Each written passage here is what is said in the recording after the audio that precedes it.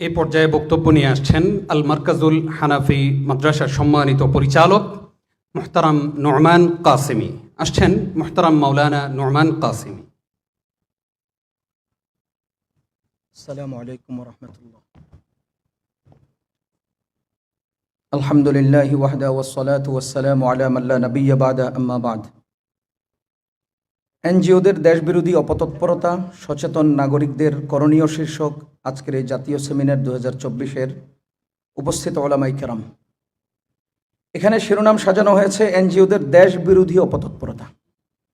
আমরা যারা দূরদর্শী আছি, ওলামায়ে কেরাম আছি, বিশেষ করে সচেতন নাগরিক আছি, আমরা দেখতে পাচ্ছি তারা শুধু দেশ বিরোধিতা নয়, আমাদের ধর্ম বিরোধিতাকেও প্রধান টার্গেট বানিয়েছে।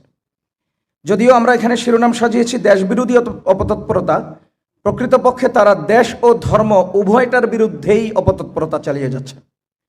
এই অপতৎপরতা চালানোর পেছনে তাদের যে সুদূর প্রসারী পরিকল্পনা, এর মধ্যে দেশ ধর্মের তাহাতে আওতায় অটোমেটিকলি তাদের কবজায় চলে যাবে।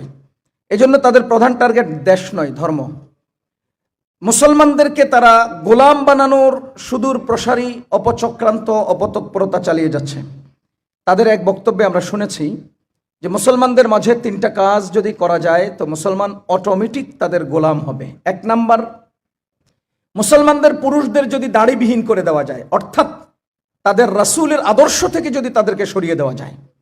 2 নাম্বার, মুসলমানদের নারীদেরকে যদি বেপর্দা বানিয়ে দেওয়া যায়, অর্থাৎ সামাজিকভাবে তাদেরকে যদি অশ্লীল বানিয়ে দেওয়া যায়। 3 নাম্বার, মুসলমানদের অর্থনীতিতে যদি সুদ ঢুকিয়ে দেওয়া যায়, অর্থাৎ তাদেরকে যদি হারামখোর বানিয়ে দেওয়া যায়। অর্থাৎ মুসলমান পুরুষদেরকে সুন্নত বিমুখ বানিয়ে দাও, সামগ্রিকভাবে মুসলমানদের মেয়েদেরকে বেপর্দা করে দাও এবং সব অঙ্গনে তাদেরকে হারাম ঢুকিয়ে দাও। আমরা চোখ বন্ধ করে দেখতে পাচ্ছি যে তাদের এই সমস্ত অপতৎপরতায় মুসলিমদের ধর্মীয় অনুভূতিতে চূড়ান্তভাবে তারা চক্রান্ত চালিয়ে যাচ্ছে, অপতৎপরতা চালিয়ে যাচ্ছে।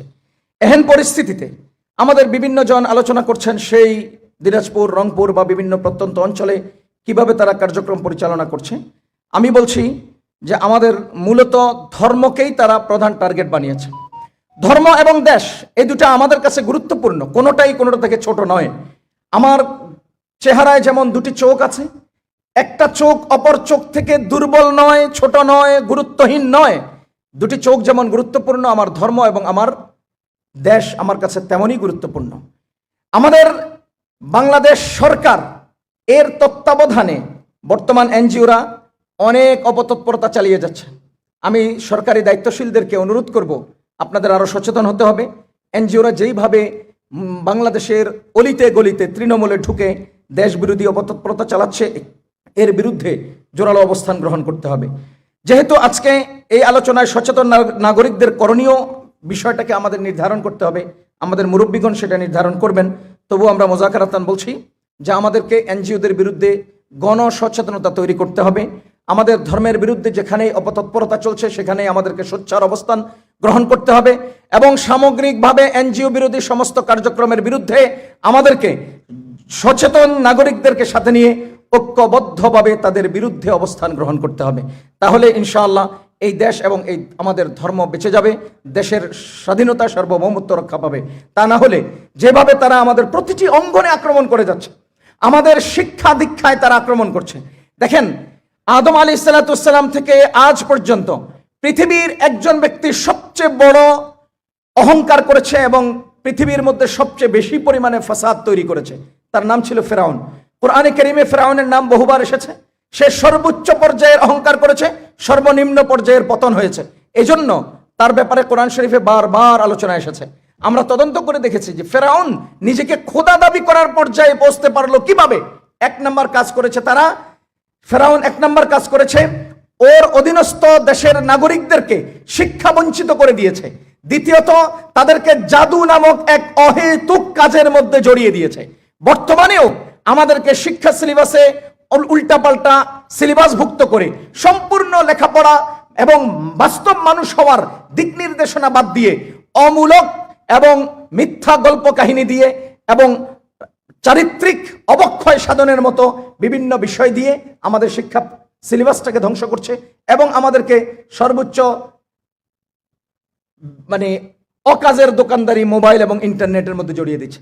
এজন্য ভাই আমরা বলবো যে আমাদের বর্তমান যে সময়ের মধ্যে আমরা পরিস্থিতির শিকার হচ্ছি, এই মুহূর্তে আমাদেরকে গণসচেতনতা তৈরি করতে হবে, শিক্ষা সিলেবাসের বিরুদ্ধে আমাদের অবস্থান নিতে হবে এবং আমাদের অর্থনীতির উপর, আমাদের আখলাক চারিত্রের উপর সামগ্রিকভাবে যে আক্রমণগুলি আসছে এর বিরুদ্ধে আমাদেরকে সোচ্চার অবস্থান নিতে হবে।